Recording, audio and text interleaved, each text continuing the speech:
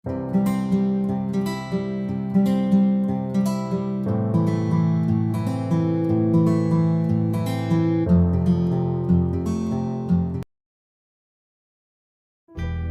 itu menjadi kikir itu karena nganggap hidup itu lama dan uang itu penting. Kalau zaman Nabi itu sederhana kalau melihat hidup. Pernah suatu saat Nabi itu punya jatah makan karena Nabi itu hidupnya juga pas-pasan. Jadi Nabi itu unik.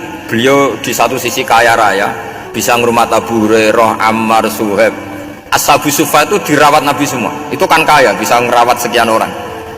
Tapi di sisi yang lain untuk pribadinya beliau miskin.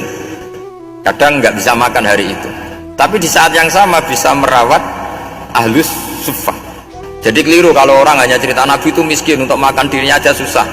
Itu keliru. Kelirunya kalau tidak diteruskan, tapi Nabi mampu menghidupi ahlus suffah. Singkat cerita, jatah makannya Nabi itu dikasihkan orang. Ketika Nabi tanya, ya Aisyah, makanan jatah saya di mana? Oh ya Rasulullah, tadi ada orang minta tak kasihkan, maka makanan itu habis. Apa kata Nabi? Kamu salah Aisyah. Yang kamu kasihkan itu justru yang masih. Ya, yang kamu kasihkan itu justru yang masih. Sehingga Nabi menganggap, makanya Nabi terus ngendikan. Ya kalau mukhatabnya lelaki ya kira-kira begini. Wahallaka min malika illa ma akalta fa'afnaita wa labista fa'ablaita. Terus hanya wa tasaddaqta fa'abqaita, kata Nabi. Harta kamu ya kamu makan kemudian ke WC jadi kotoran, atau punya pakaian mewah nanti rusak. Wa tasaddaqta fa'abqaita, ada yang kamu sedekahkan yaitu yang abadi sampai akhir. Sehingga banyak pengusaha yang mencintai saya setelah tak ajari hadis itu, misalnya punya uang 1 miliar karena dia spekulan atau pedagang rawan bangkrut, disedekahkan ke masjid 50 juta, yaitu yang abadi. Jadi kalau suatu saat bangkrut dia masih punya uang 50 juta di akhirat. Jadi Nabi itu mengajari sedekah itu apa?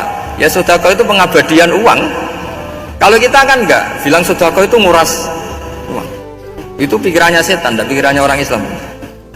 Itu cara berpikir setan, bukan cara berpikir umat apa? Sehingga Sayyid Ali Zainal Abidin itu kalau ada orang minta, kemudian beliau ngasih, itu beliau bilang gini, marhaban biman hamala zadi ilal akhirah. Matur nuwun nggih jenengan sing beto sangu kula nate. Jadi dianggap teller saja. Orang yang minta uang beliau itu dianggap tukang nyatet bank ini. Karena sudah ditabungkan. Ya sudah. Kalau kita kan enggak, wah pengemis tuh ganggu gini-gini. Kecuali pengemis profesi ya mungkin kita agak-agak enak. Pada zaman akhir itu ada pengemis apa?